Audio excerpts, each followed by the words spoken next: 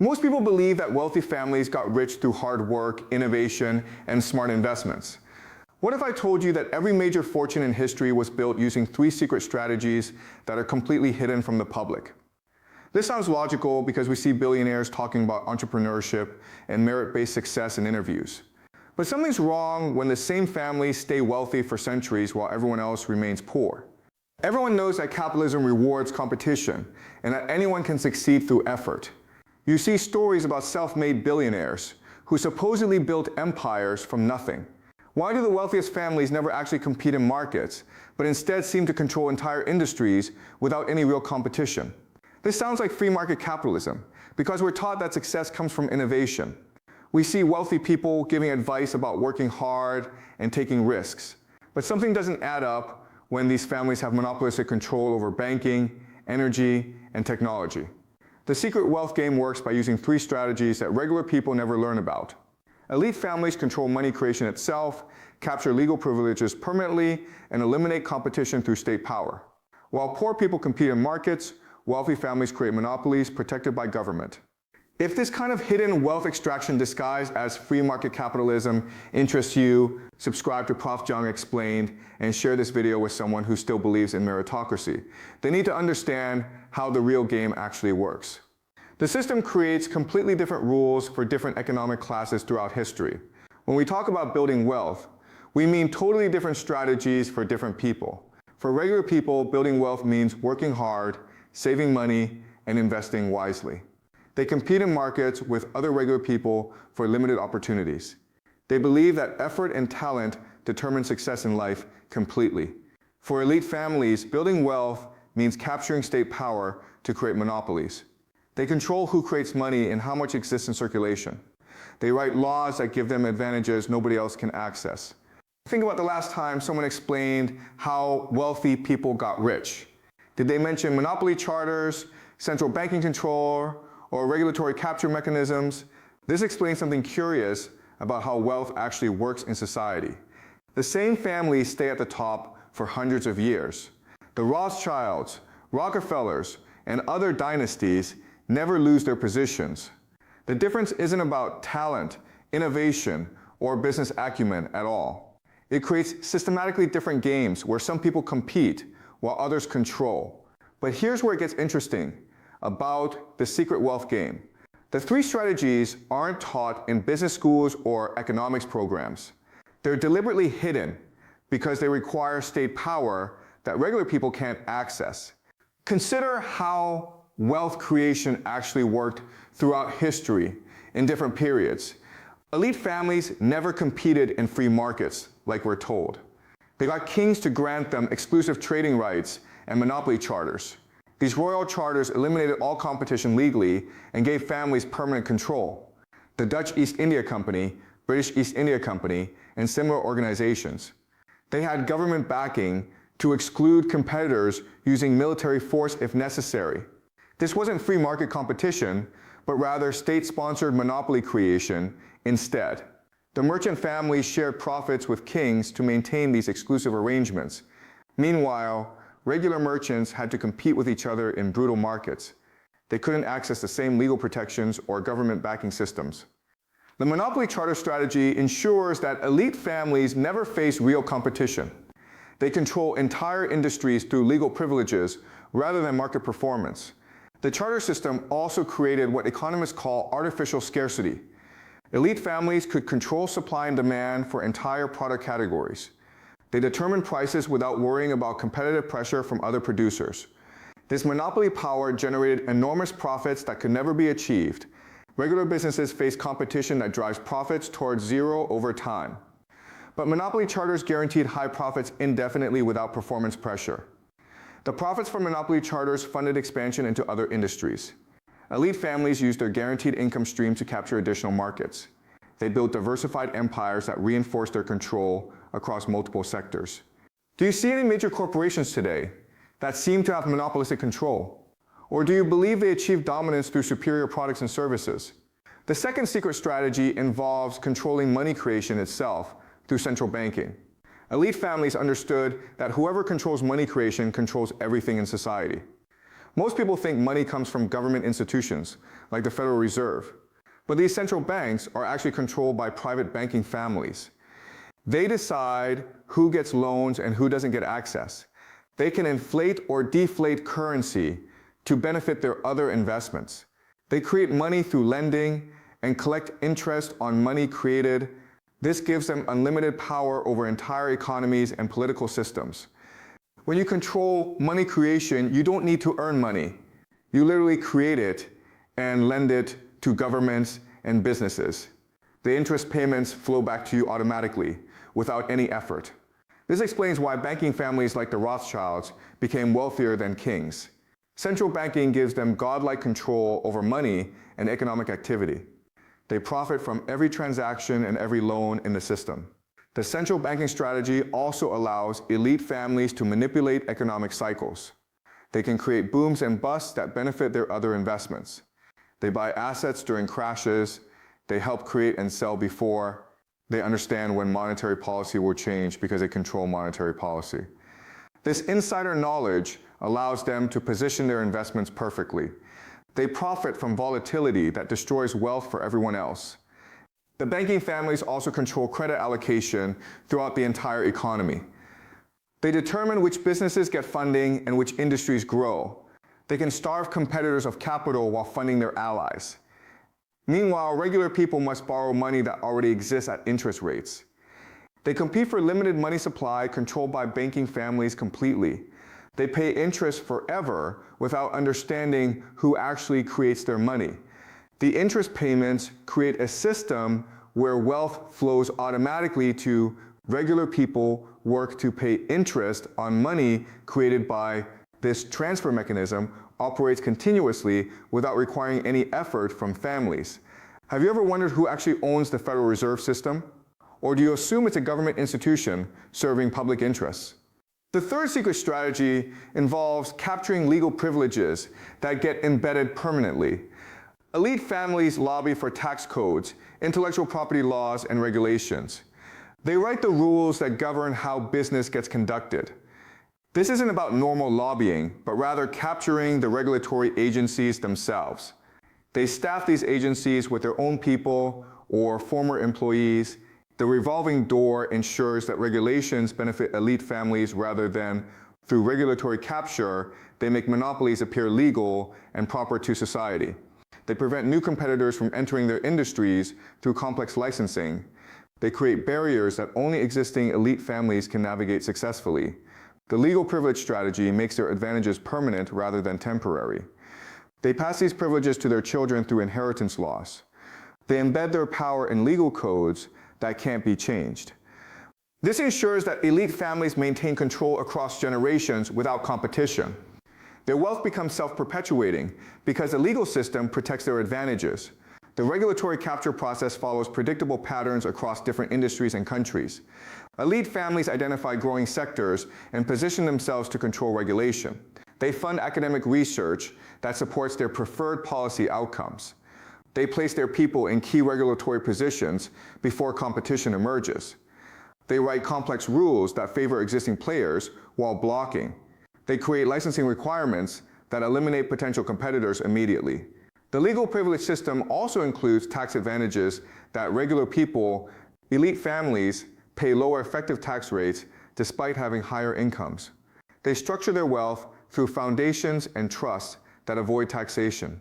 Meanwhile, regular people face increasing regulations that prevent them from competing.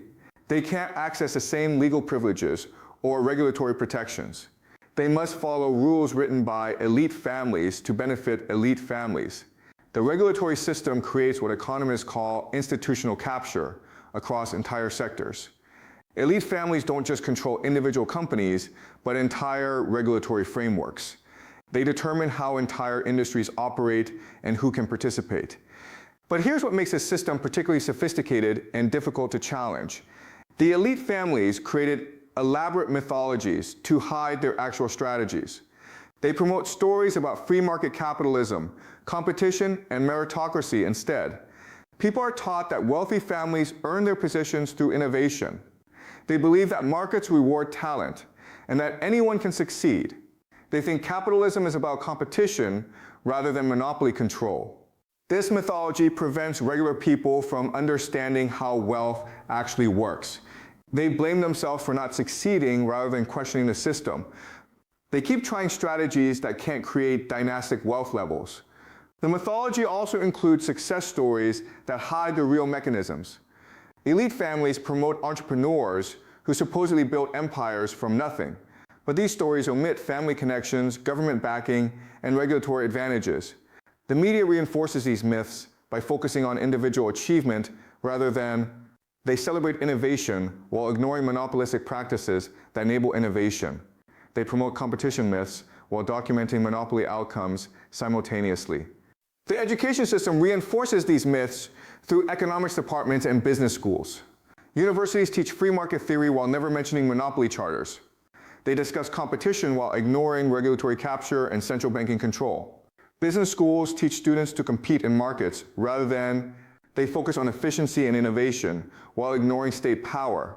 They prepare students to be employees rather than monopoly creators. Academic economics promotes mathematical models that assume perfect competition always exists. These models ignore the reality of monopoly power and capture. They create theoretical frameworks that hide rather than reveal actual dynamics. Media reinforces the mythology through success stories and entrepreneurship coverage constantly. They profile self-made billionaires while hiding family connections and state backing.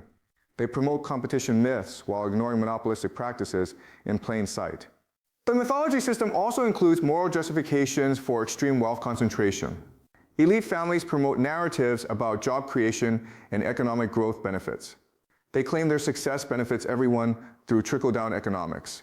Can you think of any billionaire who actually made their fortune through, or do they all have family connections, government contracts, and monopolistic advantages? The secret wealth game remains hidden because revealing it would threaten if regular people understood how elite families actually build wealth permanently. They would demand access to the same strategies or revolution. The system requires that most people believe in meritocracy and competition. This prevents them from organizing against monopolistic practices and regulatory capture. They accept inequality as deserved, rather than questioning how it's created. The elite families maintain their position by keeping these strategies secret. They control information through universities, media, and cultural institutions that they fund. They ensure that the real history of wealth creation never gets taught. The information control system includes funding academic research that supports their narratives. They endow chairs in economics departments that promote free market theory. They fund think tanks that produce research supporting their preferred policies. They also control media through ownership and advertising revenue dependencies completely. Media companies depend on elite family businesses for advertising revenue. This creates incentive structures that discourage critical coverage of wealth concentration. The cultural institution control includes museums, foundations, and educational programs globally. Elite families shape public understanding through philanthropic activities that promote narratives. They fund cultural programs that reinforce their preferred worldview continuously. But the same patterns exist everywhere you look in modern society. Tech companies that eliminate competition through acquisition and regulatory capture strategies. Banking families that control central banks and money creation across countries. Defense contractors with permanent government connections and monopolistic control over military spending. Energy companies with exclusive drilling rights and regulatory protection from competition. Pharmaceutical companies with patent monopolies and regulatory capture of approval processes. Media companies with ownership concentration and regulatory barriers to entry. The secret wealth game explains why wealth concentration keeps increasing over time. Elite families use strategies that regular people can't access or replicate. The gap widens because different groups are playing completely different games. Understanding the secret wealth game doesn't give you access to these strategies. They require state power and political connections that regular people don't have. Attempting them without elite backing will fail or result in legal, but knowing the truth is still better than believing comfortable lies forever. You can stop blaming yourself for not achieving dynastic wealth levels. You can see reality clearly instead of accepting propaganda about meritocracy. The brutal truth is that the game is rigged at the level elite families wrote the rules to benefit themselves while excluding everyone. They maintain these advantages through state power and legal protections permanently. This knowledge helps you understand why you can't replicate their success. It's not about talent, effort, or innovation, but rather access. The secret wealth game is genuinely closed to outsiders by design. The choice is whether you'll keep believing in meritocracy and free markets, or you'll accept that elite families use completely different strategies. Hidden, understanding the truth doesn't change your situation, but clarifies your reality. The secret wealth game has been played the same way for centuries. Elite families capture state power, control money creation, and embed legal permanently. Regular people compete in markets while elite families control the markets. This system will continue until enough people understand how they're being controlled. Knowledge of the secret wealth game must spread to create pressure. Maybe the system can eventually change if people see through mythology, but in the short term, you live in a system where works. Elite families maintain their privileges through state power and regulatory capture. They've successfully hidden their strategies while promoting false narratives about competition. The secret wealth game determines everything, even though you can't play. Understanding this reality helps you see why conventional wealth building advice fails. You're competing in a rigged game designed to benefit families. Hit subscribe if you want more analysis of how elite families maintain control. Share this with someone who still believes wealthy people earned everything through merit and hard work alone. The secret wealth game creates what economists call systemic inequality through institutional design. Elite families don't just have more money, but control the institutions. They determine how entire economic systems operate, rather than participating in them. The three strategies work together to create a self-reinforcing system of control. Monopoly charters provide guaranteed income streams that fund central banking investments. Central banking control enables regulatory capture through financial influence over government. Regulatory capture protects monopoly positions from competitive challenges and legal threats. This integrated approach ensures that elite families maintain multiple layers of protection. If one strategy faces challenges, the other two provide backup support. They've created redundant systems that protect their wealth across different scenarios. The historical evidence shows this pattern repeating across centuries and different countries. Medieval merchant families, Renaissance banking houses, and modern corporate dynasties all follow. The specific mechanisms may evolve, but the underlying strategies remain constant. Understanding this pattern helps explain why wealth inequality keeps increasing despite economic growth. The secret wealth game concentrates benefits while distributing costs across society. Elite families capture the gains while everyone else bears the risks. The system also explains why conventional economic theory fails to predict outcomes. Academic economics assumes competitive markets but ignores monopoly capture mechanisms completely. The models don't account for the secret strategies that actually determine. This knowledge reveals why traditional wealth building advice doesn't create dynastic fortunes. Working hard, saving money, and investing wisely assumes you're playing fair. But elite families are playing a completely different game with advantages. The secret wealth game will continue until enough people understand these mechanisms. Awareness must spread to create pressure for systematic change rather than reform. Only by understanding the game can people begin to challenge rules. The modern application of secret wealth strategies appears in every major industry. Technology companies use regulatory capture to prevent antitrust enforcement against monopolistic practices. They acquire potential competitors before they can challenge market dominance effectively. Banking families continue to control central banks through complex ownership structures. Hidden, they influence monetary policy decisions that benefit their other investments, while the Federal Reserve, Bank of England, and European Central Bank operate systems. Energy companies maintain exclusive drilling rights and regulatory protection from renewable competition. They use legal privilege capture to prevent environmental regulations that might. Defense contractors secure permanent government relationships that guarantee revenue regardless of performance. Pharmaceutical companies extend patent monopolies through regulatory capture of approval processes continuously. They prevent generic competition and maintain pricing power through complex systems. Media companies concentrate ownership while using regulatory barriers to prevent new. The patterns remain consistent across different sectors and geographic regions globally. Elite families adapt their strategies to local conditions but maintain control. The secret wealth game operates everywhere that state power interacts with. Regular people remain excluded from these strategies because they require institutional access. You can't capture regulatory agencies without existing wealth and political connections. You can't control central banks without generational relationships with banking families. The system ensures that only existing elite families can access these strategies.